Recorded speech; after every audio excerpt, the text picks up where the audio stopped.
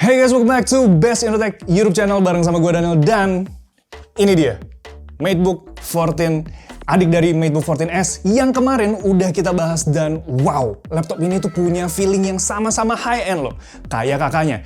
And this laptop almost perfect, cuman tinggal satu lagi yang bikin laptopnya hampir sempurna. Penasaran? Gua bakal bahas lengkap di sini, so nggak usah basa-basi lagi, kita langsung masuk aja ke videonya. Let's go!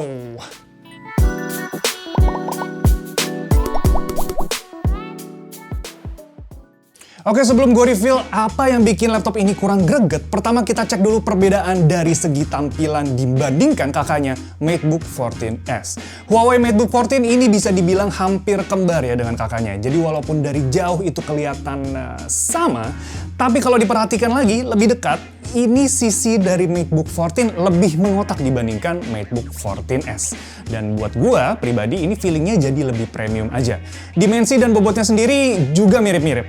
Ukurannya 30,75 x 22,38 x 1,59 cm dengan berat 1,49 kg aja. Buat bagian portnya juga beti-beti ya, beda-beda tipis dibandingkan MateBook 14s. Di sini USB-C jadi satu aja, tapi USB 3.2 Gen 1-nya jadi dua. USB-C-nya tetap bisa DisplayPort dan dia bisa reverse charging juga bahkan saat laptopnya dimatikan. Cakep. Nah, sekarang kita masuk ke bagian yang menurut gua oke banget dari laptop ini, yaitu layarnya. Di atas kertas, Huawei MateBook 14 ini mirip kayak laptop Realme Book yang gue pakai sehari-hari itu.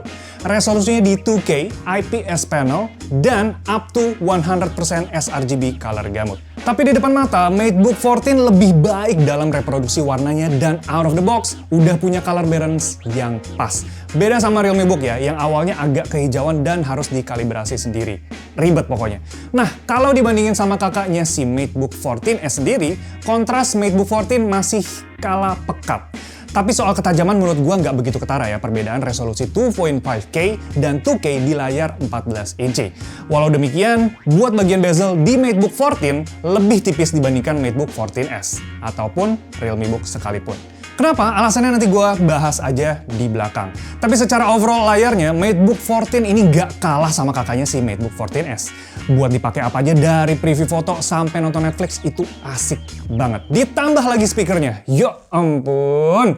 Ini gue bisa bilang salah satu yang terbaik untuk laptop tipis. Bahkan secara overall, audionya menurut gue lebih bagus dibandingkan MateBook 14s. Karakter suaranya sama-sama all-rounded, tapi di laptop ini punya vokal yang lebih jernih dan suara instrumennya lebih detail. Let's take a peek buat speakernya. What's your mindset?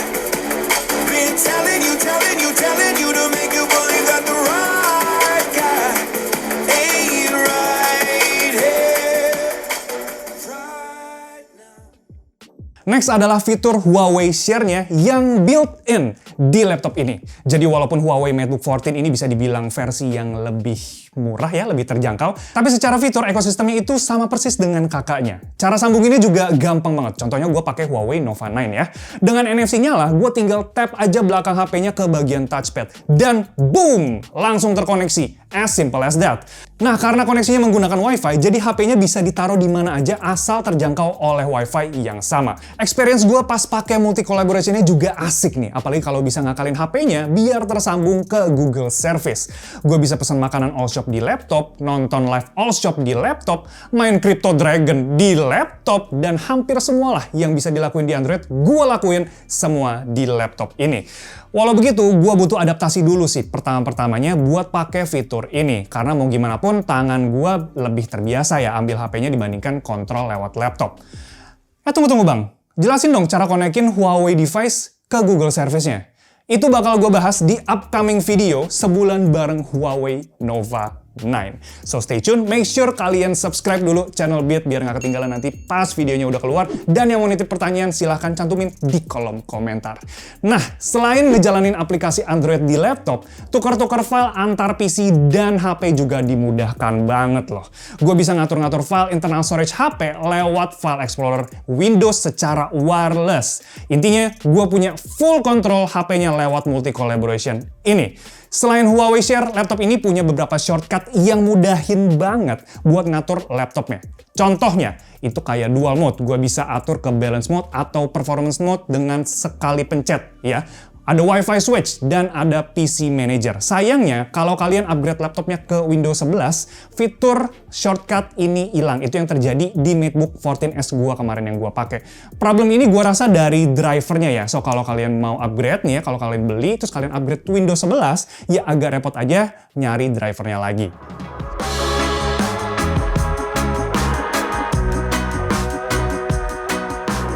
Oke, cukup bagus-bagusnya. Sekarang gue bahas apa yang ngebuat laptop ini tuh hampir perfect, yaitu performance-nya. Bukan karena lemot ya, tapi kerasa kayak Huawei MateBook 14 ini kehambat performance-nya. Di sini gue bandingin sama Realme Book di beberapa pengujian benchmark. Pertama kita lihat dulu deh dari speknya. MateBook 14 pakai prosesor Intel Tiger Lake i5 1135G7. G7 artinya dia punya improvement di bagian grafis ya. Ada integrated GPU Xe Graphics dengan RAM DDR4 8GB. Dengan internal storage itu 512GB NVMe PCIe SSD dengan read 2400-an Mbps dan write di 1800-an Mbps. Di atas kertas Realme Book lebih unggul RAM-nya dengan LPDDR4X dan SSD read speed di 3000-an Mbps. Oke, gimana hasil benchmarknya? Dari Geekbench dan Cinebench, skor yang gue dapat dari kedua laptop ini 11-12 ya. Perbedaan multicore-nya cuma 100-200-an poin. Kecuali untuk 3D Mark Times Pi-nya nih. Karena perbedaannya lumayan besar ya, dan berimbas ke performa gamingnya jadinya. Buat Dota 2, settingan grafis fastest resolusi 2K, gue dapat 80-90-an FPS untuk MateBook 14. Sedangkan Realme Book bisa tembus di 100-an FPS walaupun itu lagi gaming intense. Game berat kayak GTA 5, grafis normal juga sama nih. Di MateBook 14 yang cuma 20-30-an FPS. Sedangkan Realme Book itu bisa tembus di 40-50-an FPS. Perbandingan lain gue coba dari rendering video di Premiere pakai pengetesan biasa ya, 5 menit, 4K multi-layer. MateBook 14 bisa makan waktu rendering 20 menit. Jedanya lumayan dibandingkan Realme Book yang kisarannya itu di 10-11 menitan. Well, kemungkinan pengaruh dari RAM-nya, SSD speed, dan throttling di MateBook 14. Karena saat gua ajak ngebut, internal CPU-nya ini ketahan di kisaran 60 derajat Celcius. Dan pas nyentuh ke 70 derajat Celcius, performanya langsung ditekan gitu. Positifnya, temperatur jadi kejaga dan laptop jadi adem terus. Permukaan laptop juga ademnya itu di kisaran 42 derajat Celcius. Tapi gimana nih menurut kalian? Apa sih yang bisa mempengaruhi performa laptop untuk gaming dan rendering? Tulisin di kolom komentar. Jadi secara overall performance-nya agak disayangkan sih si MateBook 14 ini. Kerasanya kayak performa prosesor dan GPU-nya itu pincang gitu atau di throttling pas mau ngebut. Tapi ya buat kebutuhan sehari-hari kayak browsing, buka multi-window gitu ya, itu lancar-lancar aja, gue nggak pernah ada masalah. Nah, karena performanya nggak dilepas habis, baterai laptopnya jadi surprisingly awet. Kapasitas 56 Wh itu bisa tahan 6 jaman di mode better battery versus Realme Book itu yang cuma tahan 4,5 jam aja. Selain performance, ini nih yang bikin gue agak risih, yaitu webcamnya.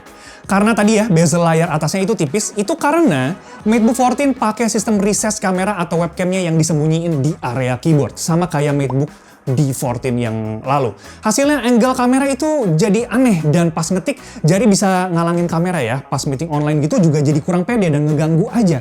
Jadi kayak gini nih, kalian bisa lihat sendiri.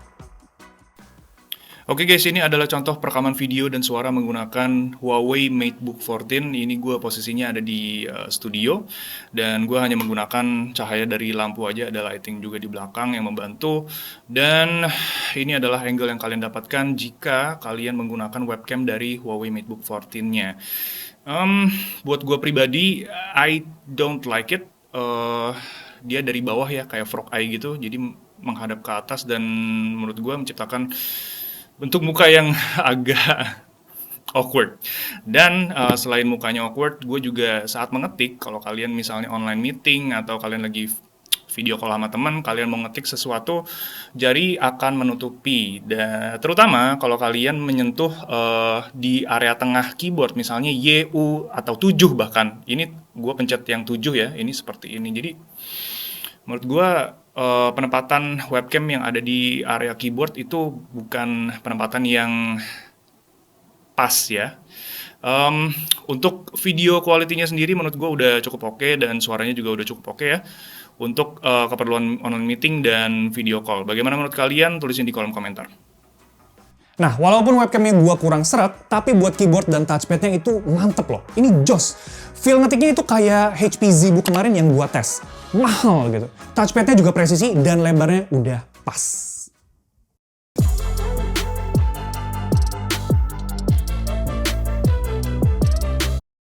So, setelah pakai Huawei MateBook 14, gua rasa laptop ini ibarat grup band Jonas Brother ya. Kakaknya bikin mind-blowing, adeknya juga nggak kalah asik. Bahkan punya kualitas audio yang lebih enak di telinga gua. Layarnya bisa manjain mata banget dan baterai life-nya juga salah satu yang paling awet untuk laptop Windows saat ini.